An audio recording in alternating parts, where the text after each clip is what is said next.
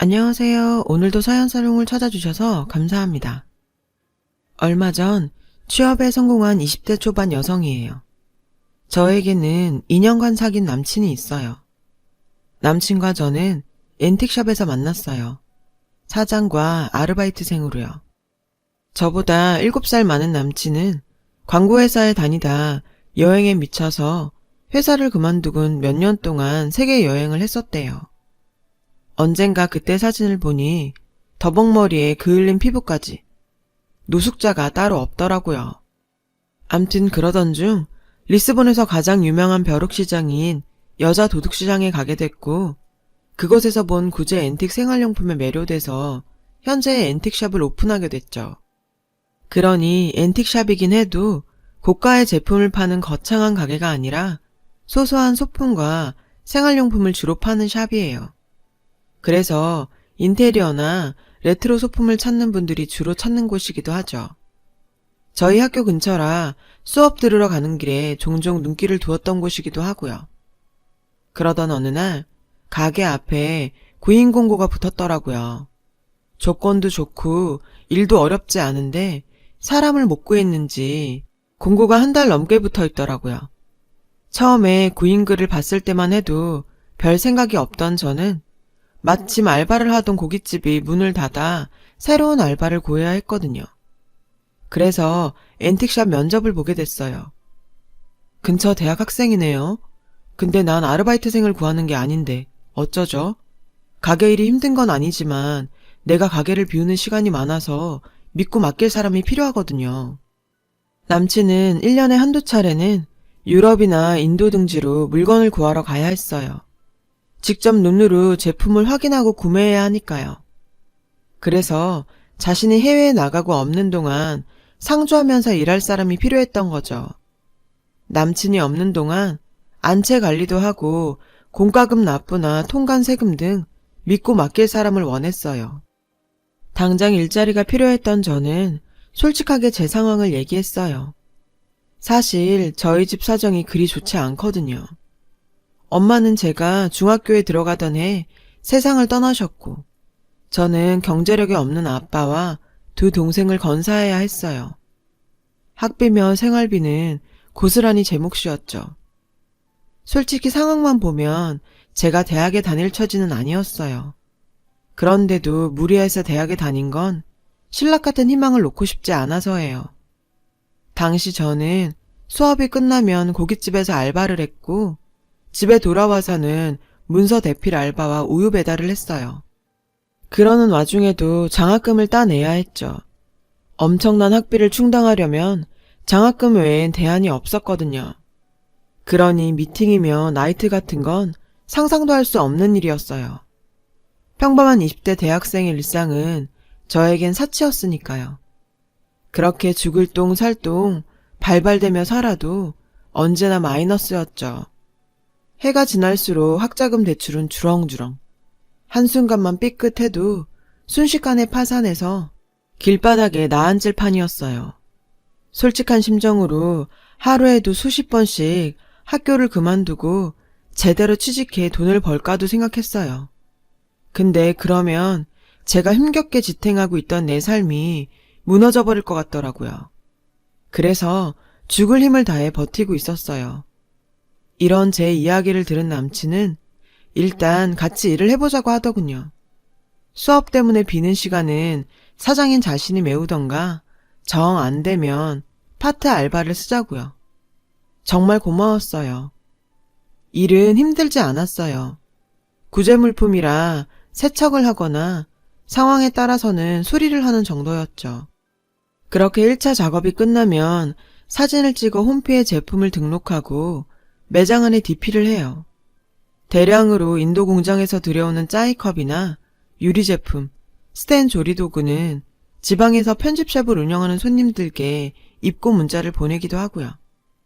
게다가 남친은 일개 알바생인 저에게 물질적, 정신적으로 많은 도움을 주었어요.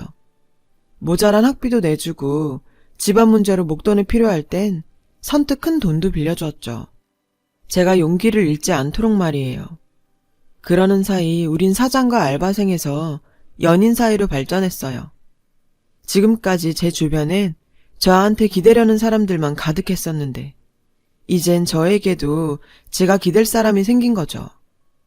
우린 제가 졸업을 하고 동생들이 경제활동을 하게 되면 결혼을 하자고 약속했어요. 그리고 드디어 그 시간이 되었죠. 아빠는 제가 결혼 얘기를 꺼내자 난감해 하셨어요. 당연하죠. 지금까지 제가 번 돈으로 먹고 살았으니까요. 제가 떠나면 살 길이 막막해질 테니까요. 고등학교를 졸업하고 취직해서 돈을 벌던 두 동생은 제 결혼에 찬성이었어요. 그동안 고생만 했는데 이제라도 제 행복을 찾아 단란한 가정 꾸리고 살라고요.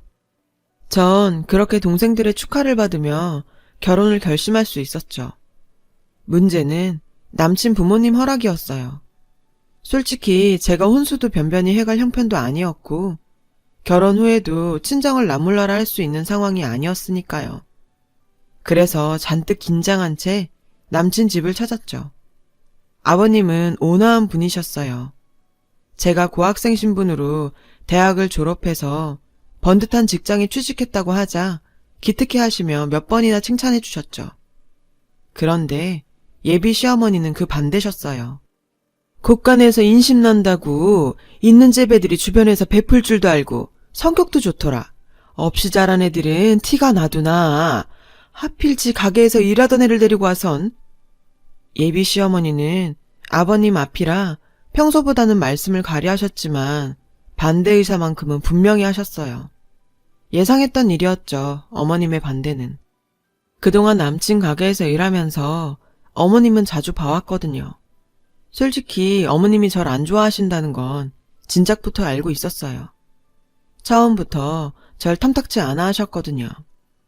며칠 뒤 어머님한테 연락이 왔어요. 남친 모르게 밖에서 만나자고요. 올 것이 왔구나 생각했죠. 하지만 피할 생각은 없었어요. 언제고 한 번은 넘어야 할 산이었으니까요. 내가 본로만 말할 테니까 잘 들어. 나 이 결혼 절대 못 시켜. 세상에 어지간 해야 내가 허락을 하지. 딸내미한테 들러붙어 등골 빼먹고 사는 아빠에 줄줄이 딸린 동생들. 넌 이런 걸 달고도 결혼 생각을 했니? 왜? 순진한 내 아들 꾀어서 그지 같은 네 팔자 덤탱이 씌우려고? 그래, 100번 양보해서 그딴 것들 다 이해한다 쳐. 근데 세상에 너 남편 잡아먹을 사주더라. 기가 얼마나 센지 너랑 엮이는 남자들은 죄다 황천길 행이야. 근데 그걸 알고도 내가 너한테 금쪽 같은 내 아들을 줄 수 있겠니? 어림도 없지. 내 눈에 흙이 들어가기 전엔 나 니들 결혼 절대 안 시켜. 그러니까 헛물 켜지 말고 당장 떨어져. 아우 살다 별 그지 같은 게 다 들러붙어선. 어머님은 온갖 독설을 퍼부으시곤 씩씩대며 카페를 나가셨어요. 전 잠시 멍하게 앉아 있었죠. 남편 잡아먹을 팔자? 요즘 같은 세상에 그런 이유로 결혼을 반대하다니. 웃기면서도 슬펐어요.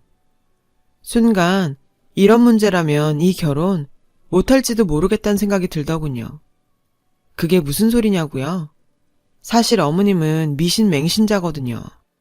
남친이 물건 하러 해외에 나갈 때마다 어머님은 가게에 오셨어요. 그리곤 해괴한 짓들을 해댔죠. 가게 곳곳에 막걸리를 뿌리거나 생고기로 구멍을 틀어막고 심지어 닭피를 바닥에 뿌리기도 하셨어요. 가게 이곳저곳에 부적을 붙이는 건 일상 다반사였고요. 그걸로 성에 안 차시는지 박수무당까지 데려와 구판을 벌인 일도 있었고요. 물론 남친한텐 비밀로요.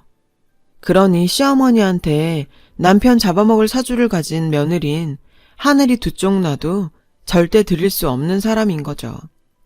할 수 없이 남친한테 어머님을 만난 일을 얘기했어요. 뭐? 남편 잡아먹을 사주? 요즘 세상에 누가 그런 미신을 믿어. 아, 엄마 진짜 왜 그러냐. 걱정하지 마. 엄만 내가 잘 얘기해볼게. 남친은 자신만 믿으라더군요. 쉽지 않을 거야.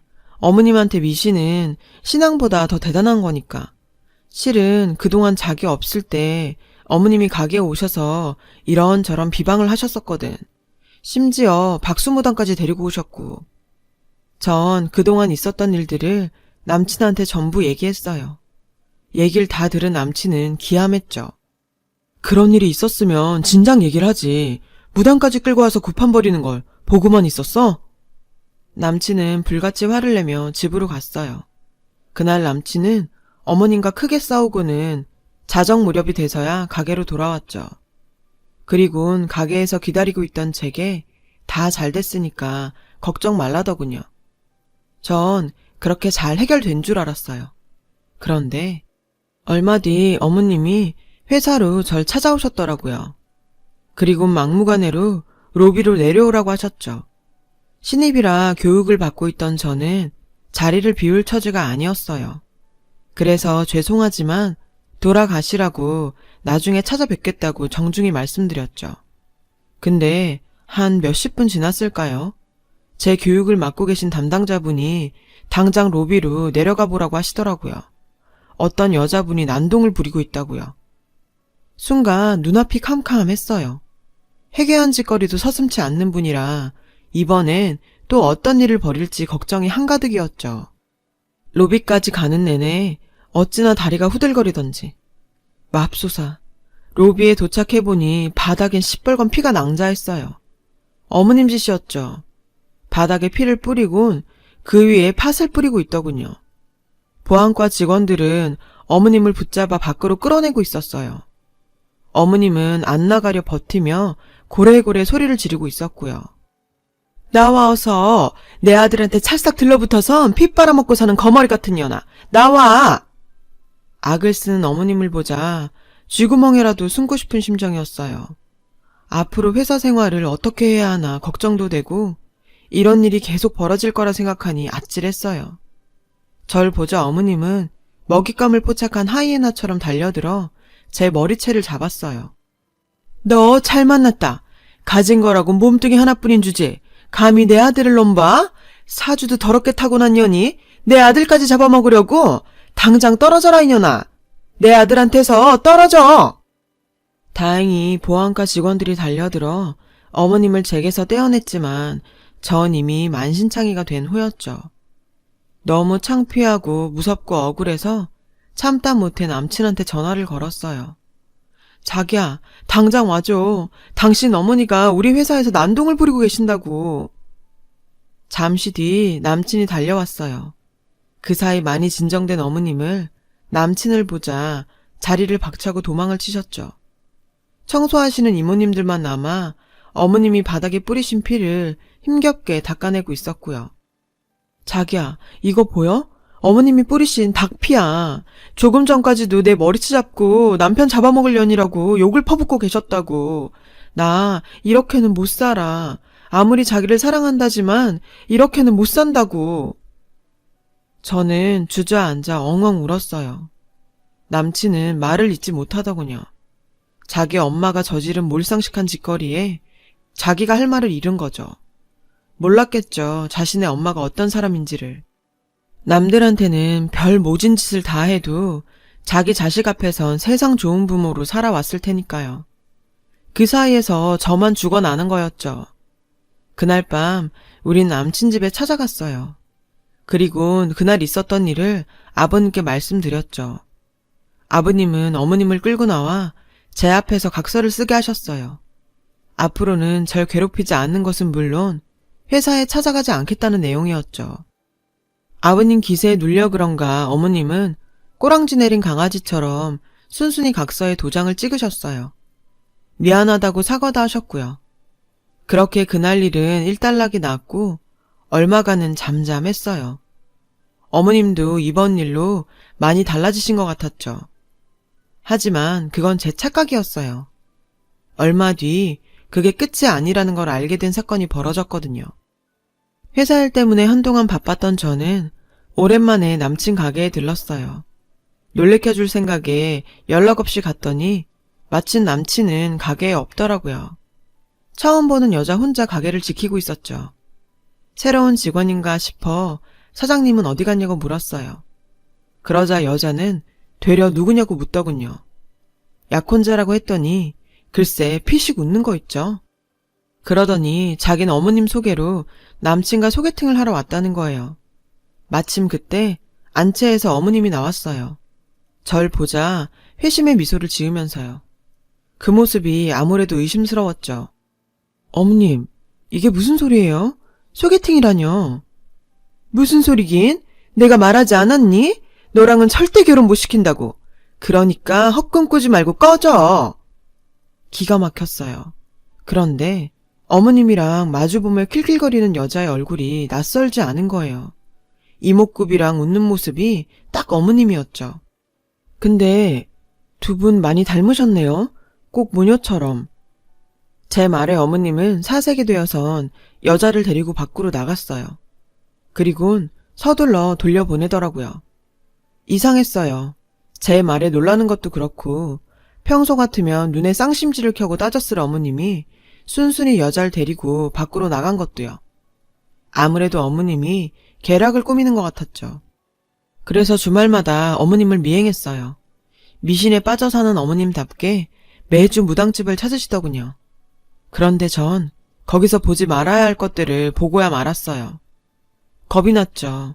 제가 알게 된 사실을 남친한테 알리면 엄청난 후폭풍이 밀려올 테니까요. 그렇다고 모른 척할 수도 없었어요. 그래서 남친과 예비시댁을 찾았죠. 아버님 앞에서 모든 일을 밝히려고요. 그렇게 절 못 잡아먹어서 안달이던 어머님은 아버님 앞이라 나긋나긋하게 절 대하시더군요. 게다가 제가 온다고 한 상 가득 차려놓으셨고요. 밥부터 먹자는 아버님 말씀에 전 먼저 제 얘기를 들어주십사 부탁했어요. 그리곤 그동안 어머님을 미행하면서 찍어두었던 사진들을 아버님께 드렸죠. 솔직히 고민 많이 했어요. 그래도 알 건 아셔야 할 것 같아서요. 사진에는 어머님이 무당집을 드나드는 모습과 박수무당과 장을 보고 모텔로 들어가는 모습이 찍혀 있었죠. 사진을 보자 얼굴이 벌개진 아버님은 그 사진을 냅다 어머님 얼굴에 집어 던지셨어요. 아버님은 죽일 듯 노려보며 소리치셨죠. 이 여편네야, 이게 무슨 짓이야? 그제야 사진을 본 어머님은 사색이 됐어요. 허겁지겁 바닥에 흩어진 사진을 주우며 오해라며 용한 무당이라 자주 찾긴 했지만 당신이 생각하는 그런 사이는 절대 아니라고 부인했죠. 이 영악한 년이 내가 지들 결혼 반대한다고 날 모략하는 거예요. 여보, 내 말 좀 믿어줘요. 30년 넘게 한 입을 덮고 산 사람이 날 그렇게 몰라요? 당신 돈 번다고 7년이나 사우디 나가 있을 때 나 혼자 애 키우고 살면서도 힘든 내색 한 번 안 했어요. 그런데 날 어떻게 박수무덩이랑 엮어? 그래서 정말. 어머님은 눈물까지 흘려가며 연극을 하더라고요. 그 눈물에 아버님이 살짝 흔들리는 것 같았어요. 그러자 어머님은 이때다 싶었는지 절 공격하시더라고요. 너 이러는 거 아니다. 아무리 내가 널 반대했기로서니 어떻게 사람을 이렇게 모함할 수가 있니? 네가 나 미워하는 건 안다만 멀쩡한 남의 가장 파탄내는 건 나쁜 짓이야 얘. 여자 하나 잘못 들어오면 집안이 망한다더니 그 말 틀린 거 하나 없다니까. 아휴 내 팔자야. 어떻게 저런 게 우리 집에 들어와선. 어머님, 모함이라뇨. 어머님이야말로 저한테 왜 이러세요? 왜 절 나쁜 사람을 만드시냐고요? 여자가 잘못 들어오면 집이 망한다고요? 외람되지만 그 말은 제가 들을 말은 아닌 것 같네요. 이유는 어머님이 더 잘하실 거라고 생각해요. 그리고 왜 어머님 쇼 그만하세요. 다른 사람들은 몰라도 전 안 속아요. 이게 어디서 바락바락 대들어? 네가 이러고도 내 며느리로 살 수 있을 것 같아? 지 분수도 모르고 까불고 있어? 어머님은 목에 핏대를 세우곤 죽일 듯 절 노려보며 말했어요. 어찌나 기세 등등하시던지 누가 보면 오히려 제가 죄 지은 사람인 줄 알겠더라니까요. 그렇다고 이렇게 밀릴 순 없었어요. 그동안 당한 게 너무 억울했으니까요. 저요, 어머님 며느리 안 하면 그만이에요. 솔직히 조용히 헤어질까도 생각했어요. 저만 입 다물고 사라지면 될 일이었다면 그랬을 거예요. 근데요, 제가 그런다고 어머님이 악행이 끝이 날까요? 모르긴 해도 어머님은 상현 씨가 데려오는 며느리감이 성에 안 차면 언제고 저한테 했던 것처럼 괴롭힐 뿐이에요. 그래서 안 되겠더라고요. 어머님 때문에 상처받는 건 결국 어머님 아들 상현 씨일 테니까요. 전 제가 사랑하는 남자가 더 이상 고통받는 건 볼 수 없어요. 모함이라고 하시니 이번에야말로 더 확실한 증거를 보여드려야겠네요. 더 이상 어머님이 아버님과 상현 씨를 기망하지 못하게요. 그리고 이거 한 가지만 알아두세요. 여자가 잘못 들어와서 집안이 망하는 게 아니에요. 잘못을 저지른 사람 때문에 집이 망하는 거지. 어머님처럼요. 나머지 일은 가족들끼리 해결하시는 게 좋겠네요. 상현 씨, 상황 정리되면 연락해. 저는 아버님께 녹음기를 전해드리고는 그 집을 나왔어요. 제가 집을 나오고 얼마 안 돼 상을 뒤엎는 소리가 밖에까지 들리더군요. 어머님 비명소리도요. 얼마 뒤 남친한테 연락이 왔어요. 아버님은 어머님과 이혼 소송 중이시고 박수한테는 위자료를 청구하셨대요. 그날 아버님께 드린 녹음기에는 어머님과 박수무당의 대화가 들어있었거든요. 둘 사이는 오래된 내연관계로 그동안 어머님은 아버님 몰래 두 집 살림을 해오셨더라고요.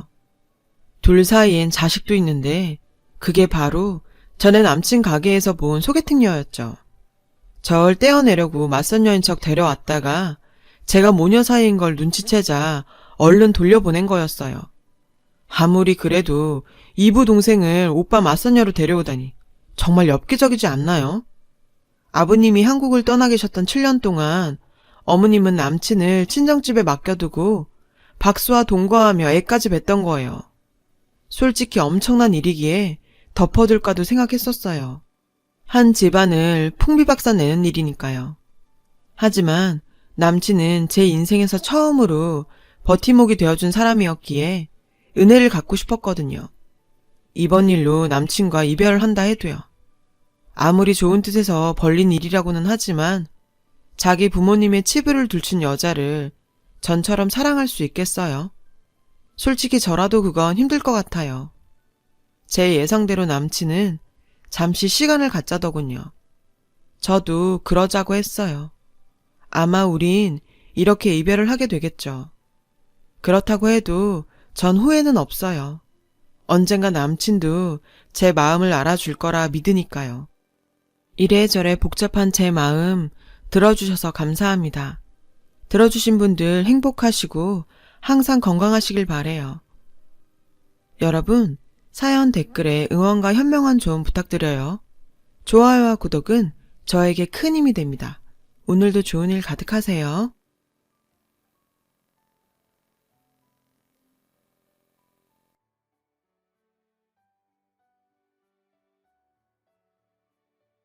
안녕하세요. 오늘도 사연 살롱을 찾아주셔서 감사합니다. 나이 차이 많이 나는 결혼. 아마 나이 차이 많이 나면 부모님 당황, 반대, 이 루트 타실 건데 반대하면 다 이유가 있겠거니 하세요. 혹시 지금 남녀 불문하고 나이 차이 많이 나는 결혼하실 분들 한숨 고르고 좀 더 생각해보고 그래도 확신이 들면 결혼하시길 바랍니다. 전 여자라 여자 입장에서 쓸 건데 남자분들도 마찬가지예요. 당신보다 나이가 너무 어리다. 혹은 나이가 너무 많다. 많은 고민 끝에 결혼하세요.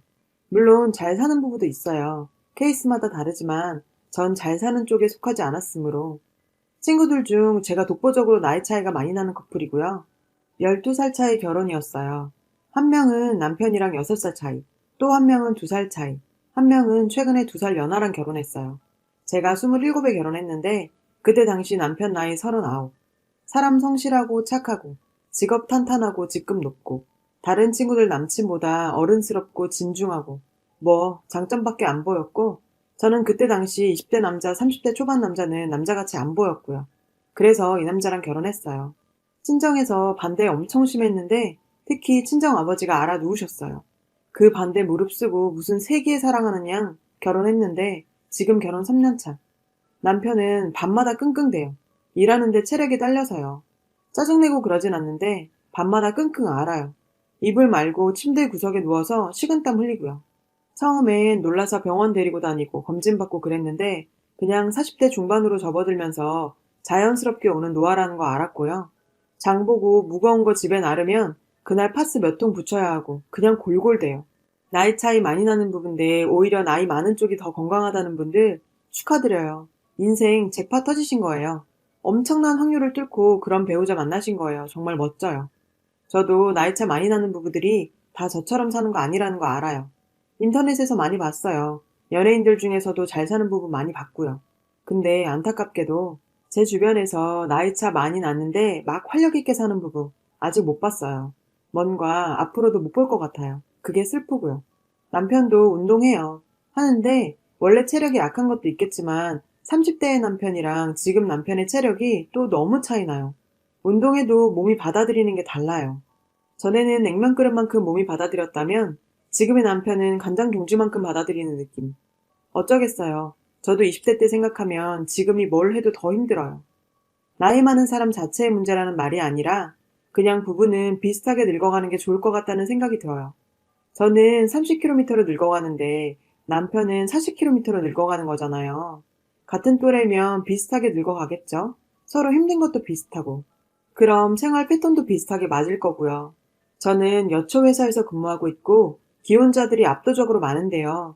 배우자와의 나이가 위아래 2살 터울 또래 부부들은 서로 건강 걱정하는 게 비슷해요. 아, 30대 접어드니까, 아님, 40대 접어드니까 몸이 힘드네. 영양제 살 때 남편 것도 사야지. 건강이나 기초 체력이 서로 비슷하거든요. 저 포함 나이차 많이 나는 부부는 남편 뭐 먹여야 하나.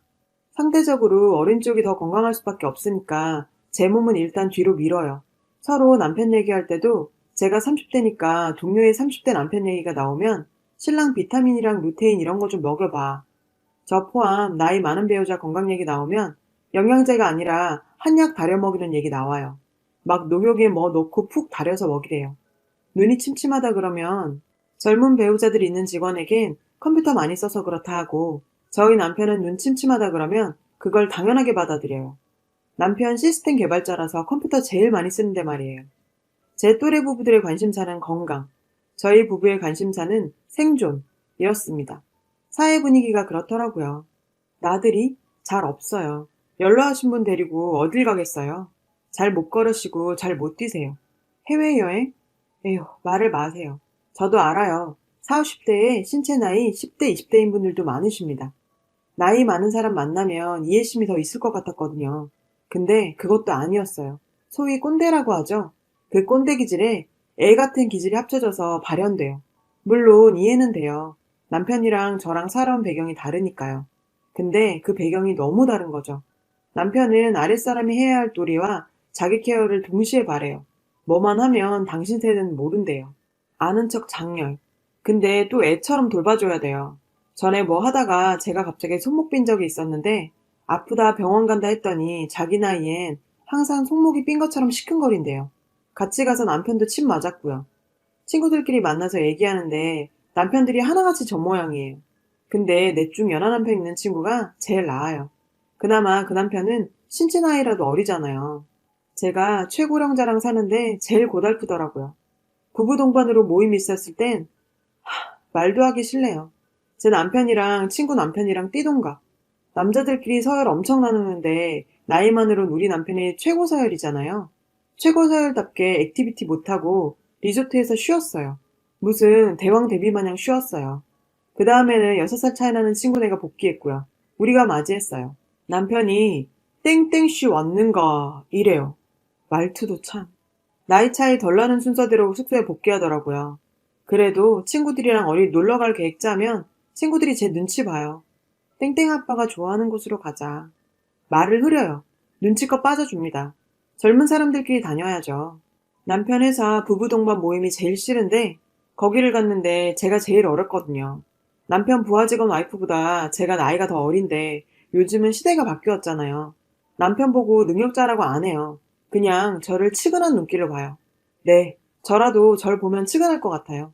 쟤는 뭔가, 뭐길래 저렇게 나이 많은 남자랑 결혼했나? 하자 있나? 이런 거요. 실제로 어떤 나이 많은 분이 물어보셨어요. 사모님은 왜 이렇게 나이 차이 많이 나는 결혼했어요? 너무 순진하셨나 봐. 이런 거요. 농담조였지만 내가 몇 살인데 사모님. 여기서 한번 멘탈 나가고요. 그냥 남편이 좋아서요. 이렇게 대답하지만 사실 저도 20대 때의 저를 한대 치고 싶어요. 세계가 진짜 다차원이라면 전 지금 당장이라도 20대의 저한테 가서 귓방망이를 한 대 갈길 거예요. 어릴 땐 대단해 보이던 남편 스펙, 직급 등등 지금 30대 돼 보니 오히려 그건 진급이 늦었다는 걸 알게 됐고요. 저도 남편 나이 되면 그 정도 직급, 아니 더 직급이 높을 수도 있다는 걸 그땐 몰랐어요. 문제는 아이가 대학 갈 때쯤은 이미 남편은 은퇴. 저는 그때까진 아직 생계활동 할 거고 벌써 노후 문제 걱정하고 있고 남편은 애도 안 낳았는데 하루가 다르게 팍팍 늙어가요. 애는 제가 낳았는데 아들인데 애랑 놀아주고 나면 그날은 몸을 못 가눠요. 그건 사람 자체가 허약한 거라고 하실 분들이 있을 거예요. 근데 30대 초반 남편은 그렇지 않았대요. 사진이 죄다 운동할 때 찍은 사진밖에 없어요. 저랑 연애할 때도 저 정도까지는 아니었어요. 사람이 나이 조금씩 들 때마다 푹푹 꺾인다고 하잖아요. 제가 2번 꺾일 나이면 남편은 5번은 꺾인 거예요. 당연히 30대 초반이랑 40대 초반이랑 체력이 다를 거고 그 체력의 차이가 생각보다 꽤 커요. 저도 20대랑 지금 체력이랑 다른데요, 뭐. 식습관도 점점 지나치게 건강한 식습관으로 바뀌어서 저랑 생활 패턴, 식습관, 육아 방식 모두 차이가 나고 여가 활동 같이 못 즐기고 주말엔 그냥 산송장처럼 누워있고 6살 차 남편이랑 사는 친구도 저랑 비슷하고 나머지 2명이 제일 잘 지내요, 나름. 남녀 바뀌어도 마찬가지죠. 남자가 너무 어리고 여자가 10살 연상이라면 아마 그것도 비슷할 거예요. 신체 나이, 정신 연령 못 이겨요, 정말. 결혼할 때 저보다 한참은 더 사신 언니들이 왜 우리 남편을 선택 안 했는지 그런 합리적 의심을 했어야 했는데 그래도 늦게 얻은 처대라 아이한테 애는 쓰는데 애 쓰는 만큼 신체 능력은 따라주지 못해서 전전긍긍하는 거 보면 에휴, 사는 게 뭔지 노화라는 게 뭔지 죽음이라는 건 또 뭔가 자꾸 생각하게 되네요. 한 번 태어나서 한 번 죽는 인생 뭐 이렇나 왜 사람은 늙는가 이런 생각도 들고 철학적인 결혼 생활을 하게 됩니다. 위아래로 6살 차이 이상이신 부부들 서로 잘 지낸다는 거 그거 정말 복 받은 거 맞아요.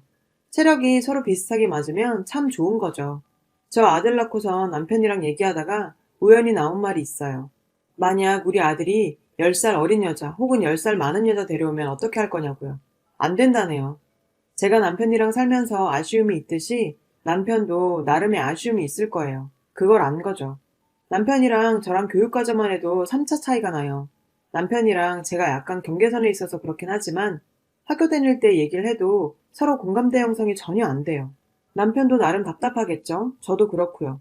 그런데 남편보다는 제가 조금 더 답답할 것 같네요. 그래도 남편은 일단 주기보다는 받는 게 더 많아요. 나이가 있으시니까요. 남편에 대한 안타까움, 저는 그걸 넘어서서 안타까움, 짜증, 결국 애증이 된 듯 해요. 그래도 제가 선택한 삶이니까 후회하기는 아깝고 최대한 잘 살아봐야죠.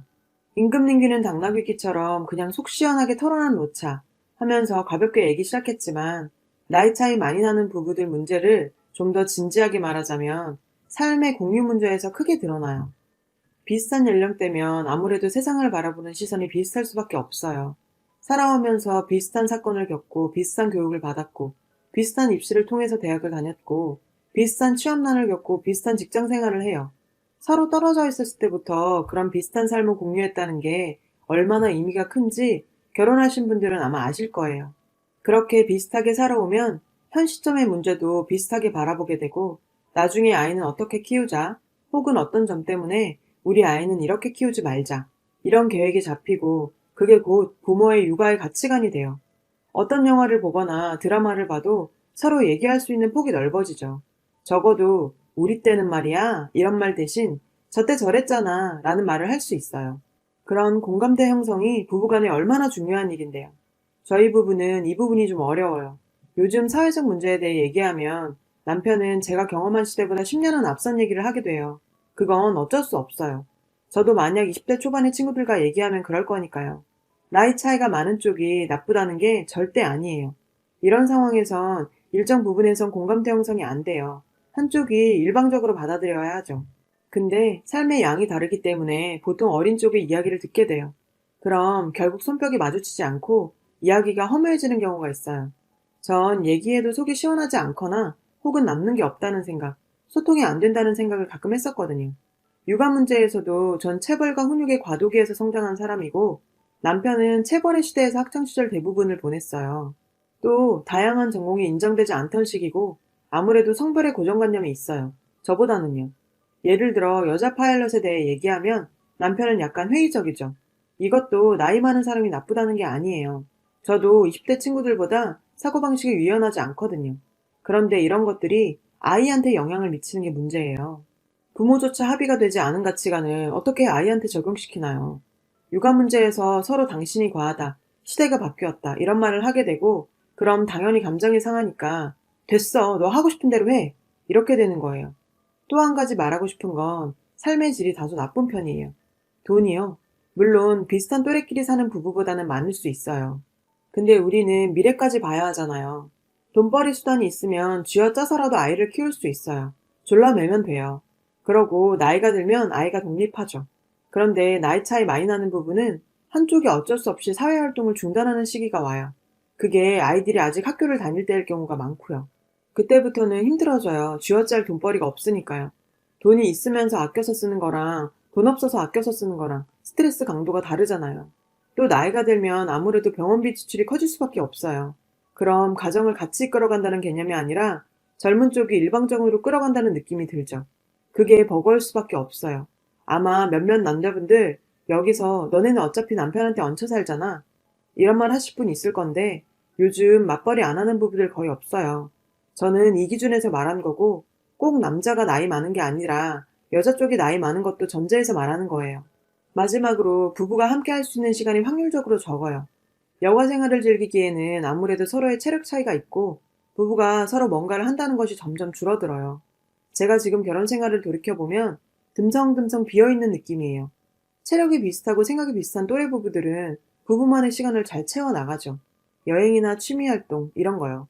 그러면 부부간에 서로 대화할 거리도 생기고 뭔가를 같이 했다는 게 나중에 혹시 부부간에 문제가 생기면 곱씹을 수 있는 재료가 돼요. 저는 그런 삶의 결을 남편과 만들지 못했다는 게 아쉬워요. 그건 나중에 우리 아이가 그대로 고민하게 될까봐 안타깝고요. 아이가 학교 입학하면 남편은 50대가 돼요. 그러면 지금보다는 아무래도 더 체력이 약할 거예요. 젊은 아빠들에 비하면 아이와 놀아줄 수 있는 시간이 짧을 수밖에 없어요. 그러면 아이도 아빠와 함께하는 시간이 적겠죠. 그런 삶이나 시간의 공유가 적을 수밖에 없다는 것. 또래 부부들은 아무렇지도 않게 하는 그런 것들이 나이 차 나는 부부들은 아주 노력해야 한다는 것. 그런 것들이 가끔 힘들게 하죠. 남편 혹은 아내가 동안처럼 보인다고 하시는 분들, 전 가끔 그런 생각을 해요. 또래 부부들은 동안을 논할 필요가 없어요. 그냥 어린 얼굴이니까요. 체력? 논할 게 없어요. 리얼 젊은 체력이니까요. 저도 남편이 또래보다 동안인데? 이런 생각하는데 한편으로는 제 또래랑 산다면 동안이라는 단어를 이렇게 많이 생각했을까? 그런 생각 많이 해요. 젊은 사고를 가지신 분들도 많지만 이런 부부도 있고 나이 차이 나는 부부 중에 하나인 우리 부부는 이런 고민을 갖고 삽니다. 여러분은 어떠신가요? 여러분, 사연 댓글에 응원과 현명한 조언 부탁드려요. 좋아요와 구독은 저에게 큰 힘이 됩니다. 오늘도 좋은 일 가득하세요.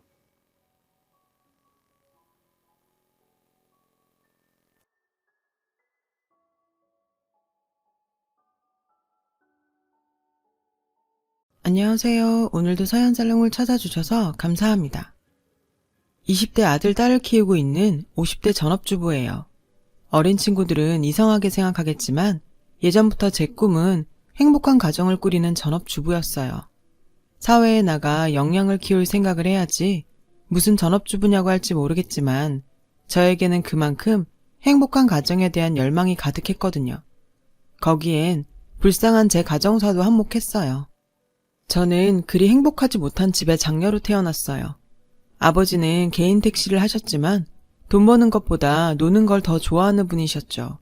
어머니는 아버지를 무능한 한량으로 치부하며 탐탁지 않아 하셨어요. 아버지를 대신해 가정을 책임져야 했던 어머니는 육아 도우미였어요. 남의 집 아이들은 열심히 돌봤지만 정작 우리 남매는 가난 때문에 방치됐었죠. 그로 인해 한창 부모의 손길이 필요했던 아이 때부터 밖으로 내돌려진 남동생은 학창시절부터 툭하면 사고를 치고 가출을 밥 먹듯이 하는 문제아로 자라게 되었어요. 반면에 저는 누가 말 걸어오는 것조차 경계할 정도로 내성적인 아이가 되었죠. 남들 눈에도 잘 안 띌 정도로요. 공부도 잘하지 못한 데다 집도 가난해서 대학 진학은 언감생심이었어요.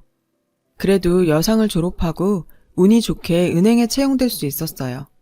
그때도 은행에 다닌다고 하면 사람들이 공무원 보듯이 하던 때라 태어나서 처음으로 어깨가 으쓱했죠.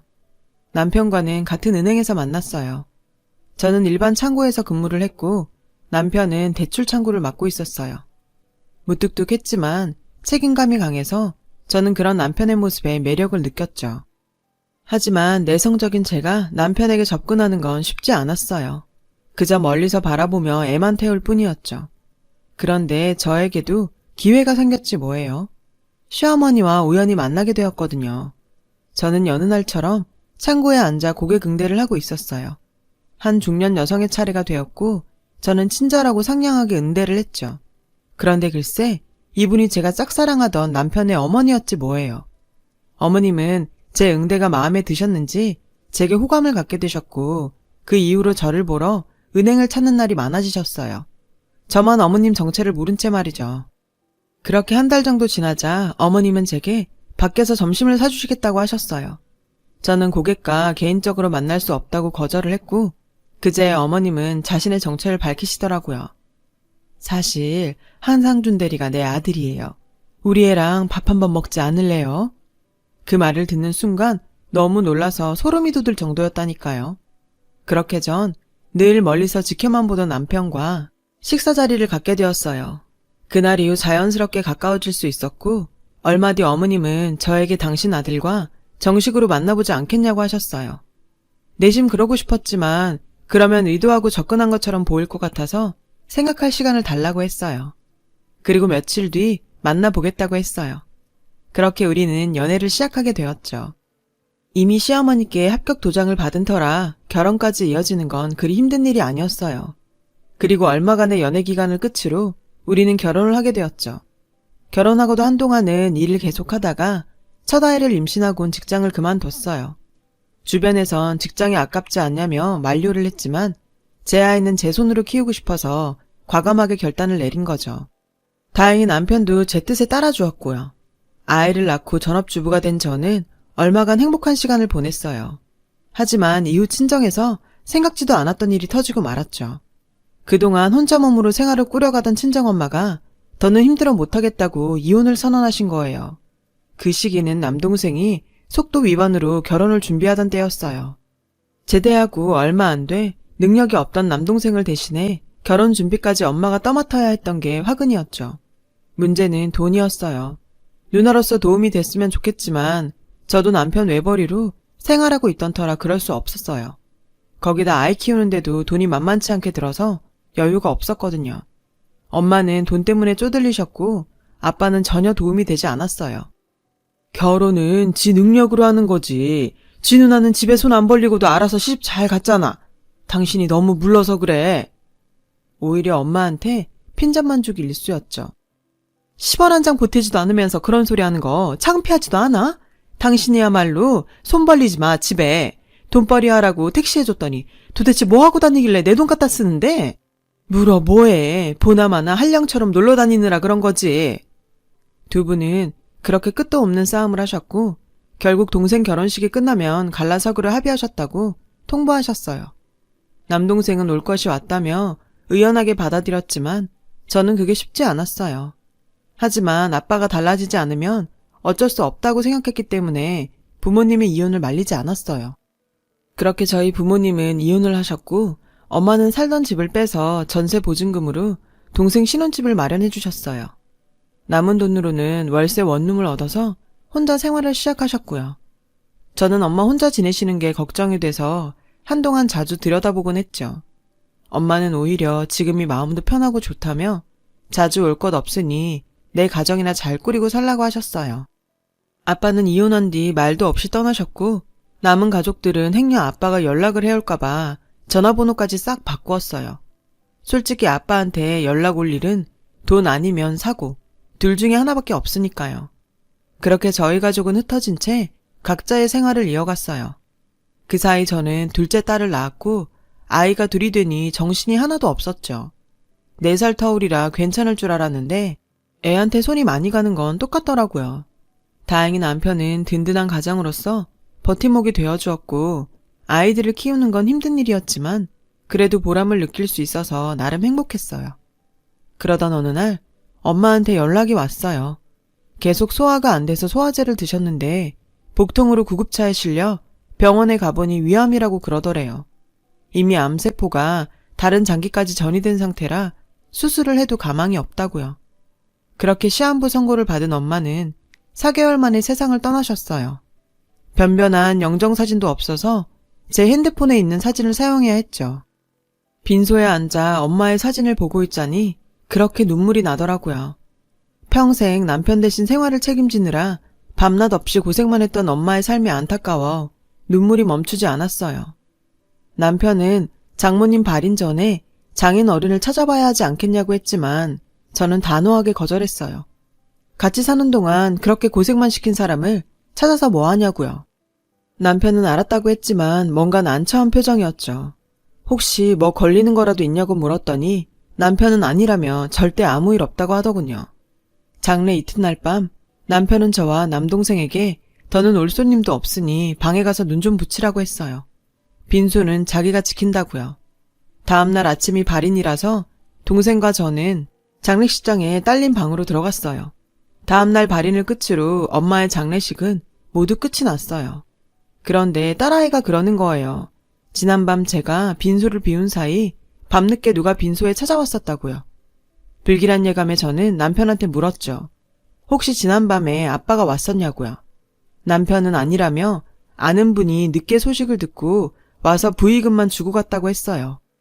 그 말을 듣고도 의심이 가시지 않은 저는 혹시 몰라 남동생한테 부의금 봉투에 아빠 이름이 있냐고 물었고 동생은 봉투는 물론 방명록에도 아빠 이름은 없었다며 예민하게 굴지 말라더군요. 그제야 내가 너무 날카롭게 굴었나 하는 생각이 들었죠. 시간이 흘러 어느덧 일상으로 돌아오게 되었어요. 저희 큰애는 군대에서 영장이 나와 군입대를 하게 되었고요. 다칠까 상할까 애지중지 키운 아들을 훈련소에 보내고 집에 돌아오는 길은 너무도 허전하고 쓸쓸했어요. 20개월간의 복무기간이 까마득하게 느껴질 정도였죠. 그렇게 집에 도착하니 낯익은 택시가 저희 집 대문 앞에 서 있었어요. 저는 뭐 이런 몰상식한 운전사가 있나 싶어 한마디 하려고 다가갔어요. 그런데 차 안에 아빠가 타 있지 뭐예요. 차에서 내린 아빠는 전과는 많이 달라진 모습이었어요. 하얗게 샌 머리에 왜소한 모습이었죠. 아빠는 저를 보며 쑥스럽게 웃더군요. 그 모습에 황당해서 말도 안 나왔어요. 저는 대뜸 여긴 어떻게 찾아왔냐며 소리를 질렀고 남편은 동네 사람들 보니 들어가서 얘기하자며 저를 말렸어요. 하는 수 없이 친정아빠를 집에 들였어요. 그런데 이 양반이 뭐라는 줄 아세요? 나 오늘부터 여기서 좀 살아야겠다. 글쎄 이러지 뭐예요. 아빠는 거실에 당신 진보다리를 내려놓으며 집안을 둘러보았어요. 마치 당신이 쓸 방을 찾는 눈치였죠. 뭐라고요?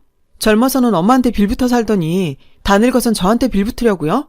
도대체 언제까지 가족한테 거머리처럼 붙어서 피 빨고 살 생각이에요. 난 아빠 떠안고 살 생각 추워도 없어요. 저는 버럭 소리를 질렀어요. 하지만 아빠는 제 말에 아랑곳 않고는 집안을 기웃거리더니 이러더군요. 여기가 태준이 방인가? 비어있는 동안 내가 당분간 이 방 좀 쓰마. 그리고는 가방을 들고 군에 간 아들 방으로 들어가려고 하더라고요. 저는 그 앞을 막아섰어요. 누구 맘대로 거길 들어가요? 당장 내 집에서 나가요. 저는 아빠를 떠밀고는 문 앞을 막았어요. 하지만 남편이 달려와 저를 잡아 끄는 바람에 거실로 밀려나왔죠. 진정해. 당분간이라고 하시잖아. 내가 지금 진정하게 생겼어? 순간 저를 말리는 남편이 왠지 수상해 보이더라고요. 당신 혹시 나한테 숨기는 거 있어? 설마 그동안 나 모르게 저 사람이랑 연락하고 지낸 거 아니야? 제가 다그치자 꿀먹은 벙어리처럼 아무 말도 못하더라고요. 그리고는 저를 안방으로 데리고 가서 5년 전 우연히 아빠를 만났던 일을 얘기해 주었어요. 업무차 택시를 탔는데 하필 기사분이 아빠였더라고요. 아빠는 저를 비롯해 엄마와 남동생 걱정을 많이 했다나 봐요. 그래서 소식이라도 전해드리겠다며 연락처를 주고받았다고 하더군요. 5년 전이면 엄마 장례식 전이었어요. 그제야 남편이 엄마 장례식에서 왜 뜬금없이 아빠 얘기를 꺼냈는지 알겠더라고요. 그래서 장례식장에 아빠가 왔던 거 아니냐고 따져 물었어요.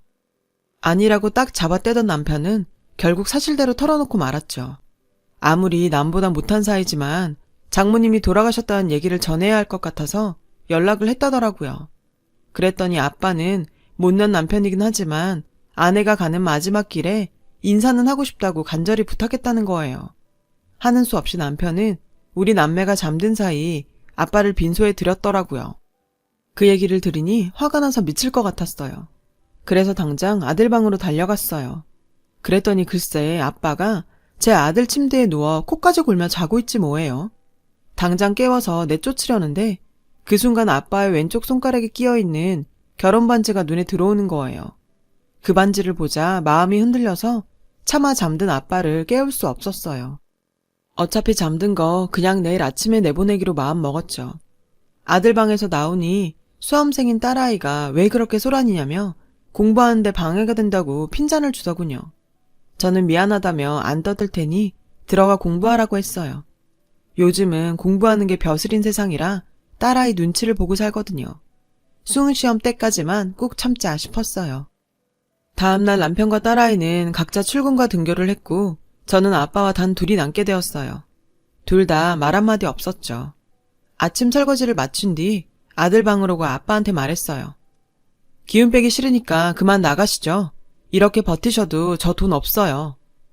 내가 너한테 돈 달라고 했냐? 왜 네 엄마처럼 자꾸 나한테 돈돈거려?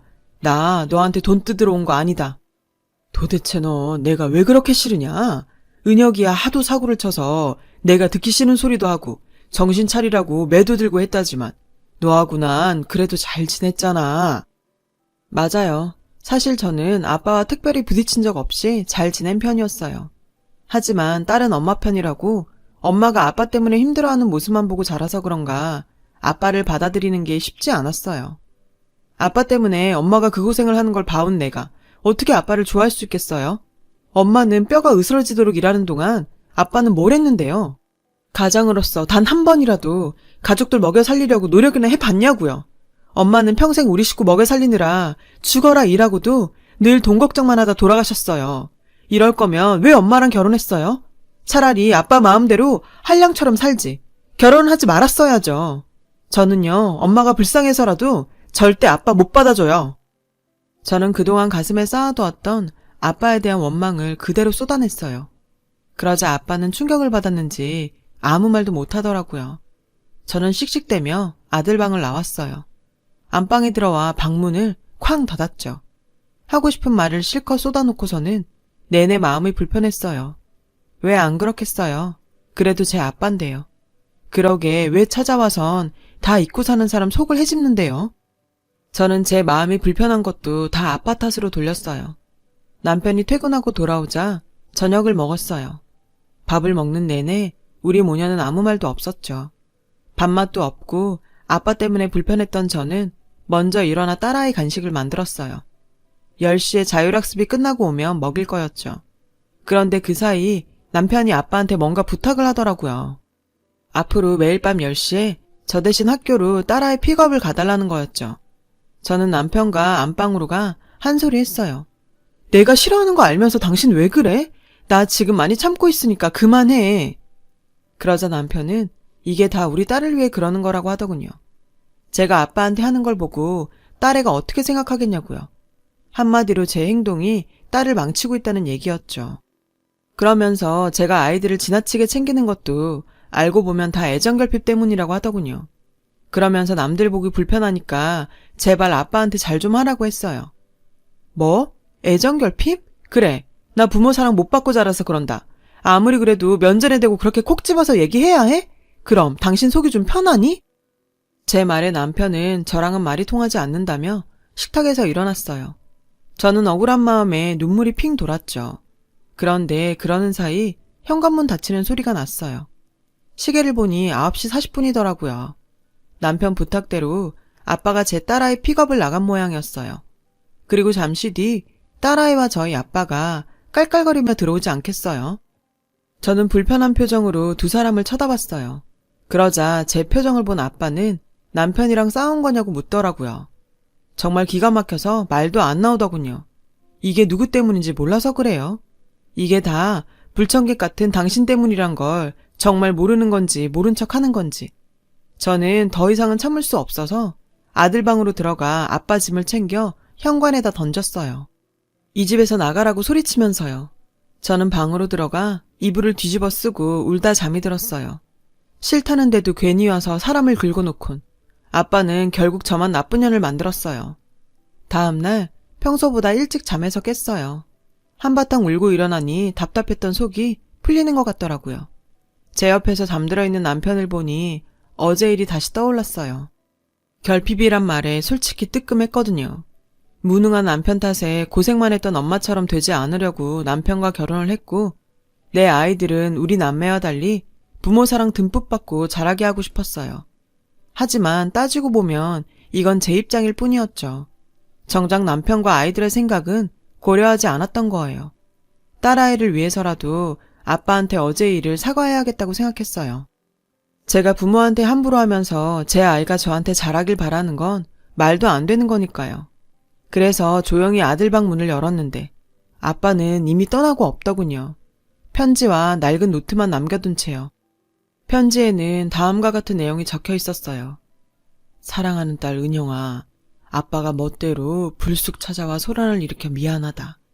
네 말을 들으니 그동안 아빠가 네 엄마와 너희 남매한테 얼마나 부족한 가장이었는지 새삼 알겠더구나. 늦었지만 미안하다. 하지만 이건 꼭 내가 믿어줬으면 하는 게 있어서 이렇게 편지와 함께 남긴다.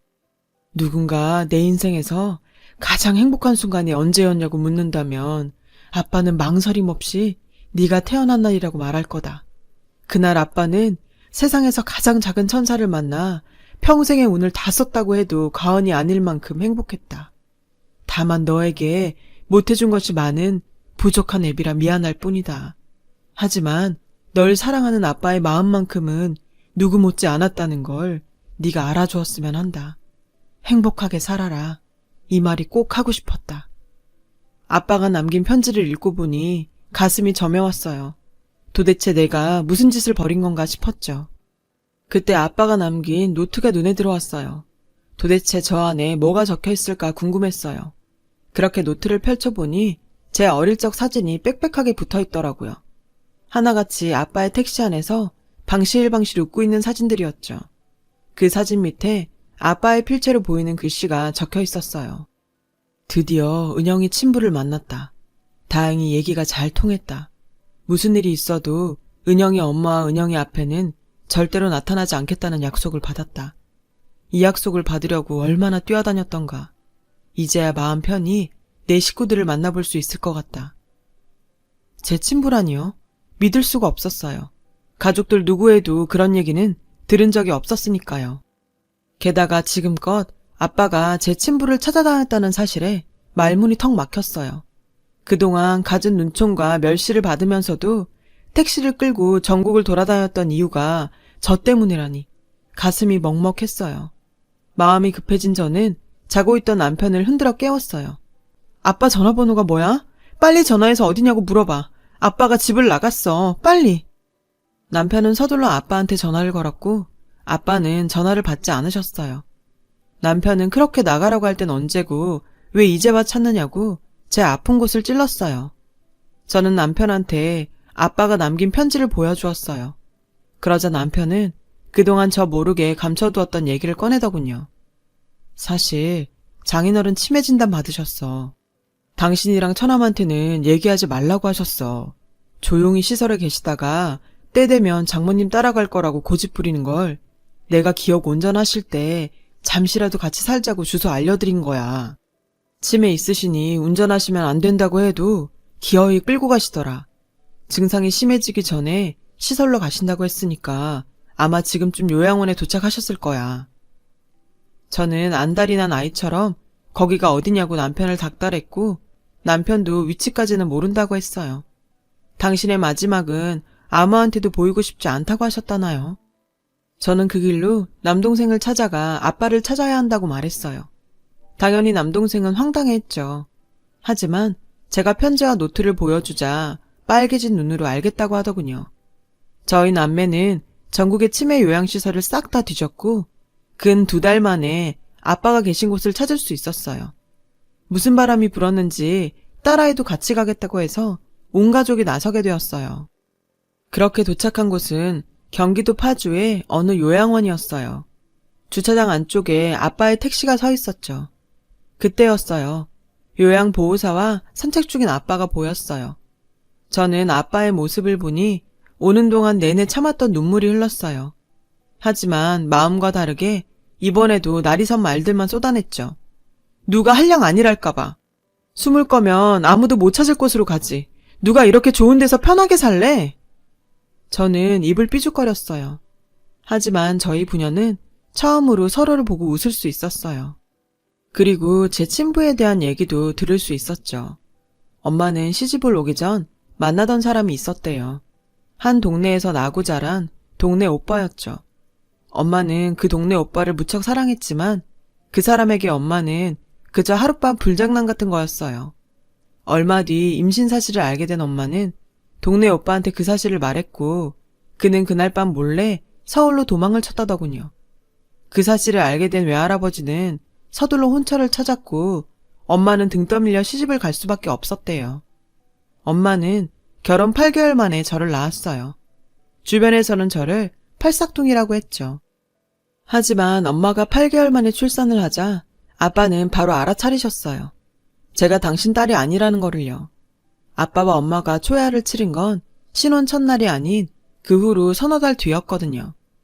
아빠는 엄마가 적어도 당신한테만큼은 용서를 빌 줄 알았대요.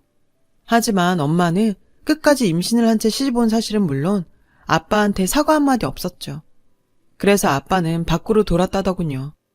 엄마를 보면 화가 나고 집에 정이 붙지 않았으니까요. 이혼할까도 생각했지만 어린 저를 보니 그럴 수 없었다더군요. 그렇게 아빠는 가슴으로 저를 품었던 거였어요. 저는 아빠한테 잘못했다고 말했어요. 그러니 함께 살면서 혼내달라고요. 게다가 딸아이가 아빠를 그렇게 찾으니 제발 같이 가자고요. 그동안 꿈쩍 않던 아빠는 제 딸 얘기가 나오자 진가방을 꾸리시더군요. 이래서 내리사랑이라고 하나 봐요. 그렇게 저는 아빠를 모셔올 수 있었어요. 솔직히 어색하지 않다면 거짓말이겠죠. 떨어져 산 세월이 있으니까요. 아빠는 매일 밤 아빠의 낡은 택시를 타고 제 딸을 픽업하러 가셨어요. 물론 운전은 제가 했지만요. 그리고 주말엔 온 가족을 택시에 태우고 기사식당으로 맛집 투어도 다녔어요. 그러는 사이 아빠는 하루가 다르게 기억력이 나빠지셨고 급기야 운전하는 방법도 잊은 채 당신 앞에 있는 딸이 아닌 사진 속의 딸만 알아보게 되었어요. 저희와의 이별을 준비하게 된 거죠. 결국 아빠는 다시 요양원에 입소하셨고 입소한 지 반년쯤 된 어느 봄날 주무시던 중에 돌아가셨어요. 아빠는 살짝 웃는 모습으로 잠을 자듯 그렇게 세상을 떠나셨죠. 저는 엄마의 묘 옆에 아빠를 모셨어요.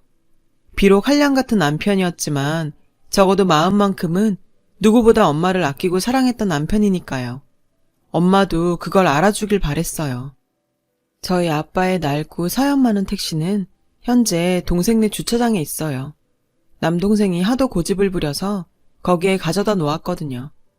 어린 시절이 떠오를 때마다 운전석에 앉아본다더라고요. 이렇게 얘기 나온 김에 저도 오늘은 동생네 찾아가 아빠 택시에 앉아봐야겠어요. 오늘따라 아빠가 그리워지네요. 아빠, 우리 가족을 사랑으로 안아주셔서 정말 고맙습니다. 이제 혼자 짐 지려고 하지 마시고 편안하게 지내세요. 세상의 부모님들 정말 대단하세요. 지금까지 제 사연을 들어주셔서 정말 감사드려요. 여러분, 사연 댓글에 응원과 현명한 조언 부탁드려요. 좋아요와 구독은 저에게 큰 힘이 됩니다. 오늘도 좋은 일 가득하세요.